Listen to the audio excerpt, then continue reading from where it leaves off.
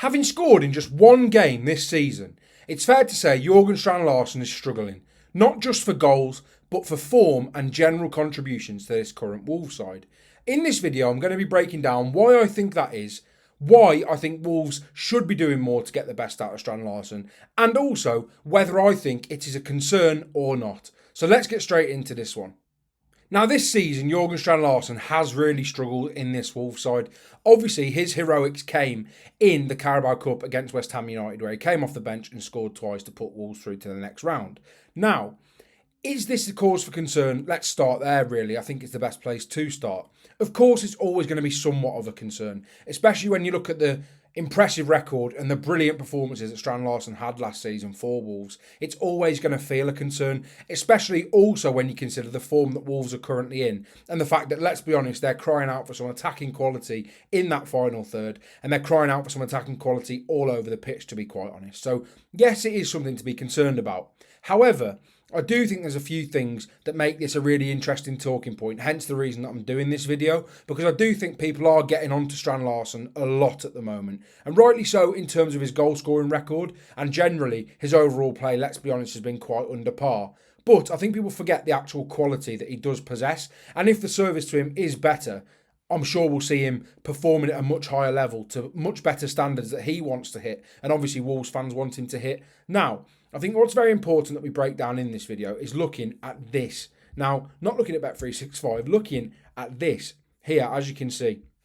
Now, he was not in the squad for the Everton or Newcastle game. That was due to injury. And obviously, he's really struggled for minutes in and around that time as well. It took him a while to get back up to full speed, getting 45 minutes against Leeds, 84 minutes against Spurs, which, to be fair, he looked absolutely knackered in that game and he really was miles off it, to be quite honest. And then obviously the Brighton game where, again, I think he looked miles off it. He didn't really do a hell of a lot, didn't get involved in his overall build-up play too often. So, of course, it is a cause for concern, but I do think the massive, massive talking point in this season should be on his injuries rather than the fact that he isn't performing, because I think people forget that he's only played 8 games now. Of course, both of those goals did come in one game, as I briefly mentioned, so it's not overly positive, and no one wants to see that from a player that has got so much quality in front of goal, but I do think the injury record is a really valid point to talk about when speaking about the Norwegian striker. Now, Wolves, as a side, have been absolutely miles off it this season, in my personal opinion. And I think the stats don't lie and the league position doesn't lie, of course.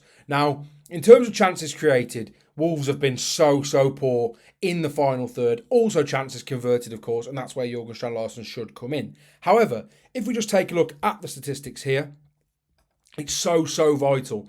Wolves have scored 5 goals from a 6.95 XG this season. Now, that may seem ludicrous, the fact that they've only scored 5 goals, and of course it is ludicrous, but the fact that they've created only 6.95 XG after 8 games just shows you, essentially, that the quality of chance they're creating is simply not good enough. The actual amount of chances they're creating is, of course, not good enough, and generally, as a side, let's be honest, Wolves haven't been good enough. However, this was also a really key indicator when speaking about Jorgen Strand Larsen, because Wolves have only created 6.95 XG, as I've just said, this season, which means that Jorgen Strand Larsen simply isn't getting in those areas or isn't receiving the ball in those areas enough, because let's be honest, we all know he would have scored a lot more had Wolves created a lot more chances. And in wide areas, Wolves have looked just dreadful, if I'm being completely honest. And obviously in recent days, we've seen Vitor Pereira come out and speak about the wide men, and he wants players that are sort of more direct wingers and more creative wingers as well. Jean Arias was meant to come in and be that. We haven't really seen it consistently. Was really impressive against Spurs. Was okay against Brighton. I thought he was pretty dreadful against Sunderland, to be honest, and in all the other games. But, like I say, Wolves are not creating simply enough chances to get Jorgen Strand Larsen involved in those high chance opportunities, those high, target opportunities, that he's just not getting in those areas. Now, the one thing I think is very interesting is the fact that Wolves have had 82 shots this season. Now, that is more shots than the likes of West Ham, Burnley, Sunderland, who are all comfortably above them. Brentford have only created 79, but they are converting a hell of a lot, and they're actually slightly underperforming their XG still. They've got an 11.02 XG. They've scored 11 goals, so they're practically the same, but you know what I mean, for the sake of the argument. And I just think Wolves have been so poor. Now, when you look at some of the other teams in and around there, I mean, Crystal Palace have converted 11.11 of their chances, which is absolutely ludicrous, to be honest. 11.11% of their shots is very, very impressive. And to be honest, they're still 5.38 goals under their XG. So you look at some of these stats and it's really, really damning. Now, the XG per shot of Wolves, as well as you can see, is 0.09, which tells you just the amount of shots that they're having from ridiculous areas. And the fact that the strikers or the wingers or anyone involved in attacking phases of play simply aren't getting involved in and enough around the box and getting those crucial shots off that could ultimately put Wolves in the lead in games and lead to them scoring far more goals than the measly 5 that they have managed so far this season. Now, another interesting factor when people speak about Strand Larsen, and I think it's a very valid one at that as well, is the fact that, let's be honest, Newcastle did turn his head, and it was a club that he very much made it clear that he wanted to go to. Now, I love Strand Larsen, and the fact that he's extended his contract with Wolves is brilliant news. And he was never against the fans, he was more thinking of his career. And let's be honest, in this current Wolves side, the way the club's going, the direction the club's going in, it was a no-brainer. Everyone, even Wolves fans, would have accepted that they would expect him to go to Newcastle given the circumstances the club currently finds himself in.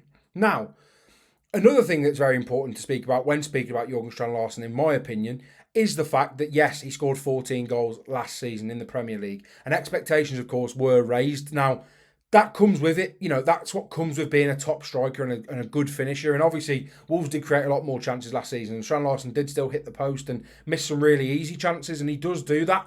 But they were generating so many chances through the likes of individual brilliance last season from the likes of Ryan Aït-Nouri and Matheus Cunha that simply Wolves can't replicate this season. You do not replace two players of that quality in that short amount of time. And as we've seen, it's abundantly clear. David Müller-Wölfe, God knows where he is. I think he's locked in Vitor Pereira's basement somewhere. Simply doesn't seem good enough for this current Wolves side under Vitor Pereira. Hugo Bueno, a player that he's fine, but is he good enough to be a Premier League left-back every week? Who knows? And ultimately, neither of them are Ryan Aït-Nouri. Neither of them possess the same qualities as Ryan Aït-Nouri, although I do think Hugo Bueno's delivery is very, very impressive. And then the quality, or the lack thereof quality, in terms of the players in and around Jorgen Strand Larsen is so abundantly obvious.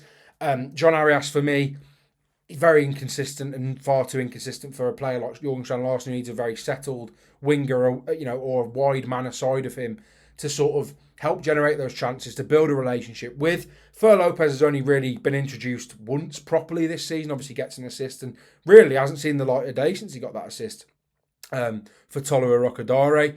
But generally, it's just felt quite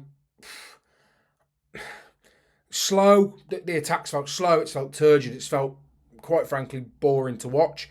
And of course, some of that is down to Strand Larsen. Now, I want to break it down and make it abundantly clear. I do not think Jorgen Strand Larsen is devoid of blame. I do not think he's devoid of criticism. However, I do think if you have a striker of the skill sets of Tolu Arokadare and Jorgen Strand Larsen, I think you have to play to their strengths. And currently, this season, Wolverhampton Wanderers have not done that in almost any facet. Now, of course, the goals against West Ham, they're created relatively well. I think he does really well for the first one. And obviously, the header is a great ball in from Chachua. And yeah, it's a great goal. And that's what Wolves need to be doing more. They're not putting the ball in those dangerous areas enough. They're not providing the service to him. Now, the reason I say I don't think he is immune to criticism is because, let's be honest, he doesn't create for himself. However, last season, when there was those individually brilliant players or those moments of magic from other players in that squad, ultimately, Jorgen Strand Larsen was finishing those chances. And ultimately, no one was moaning then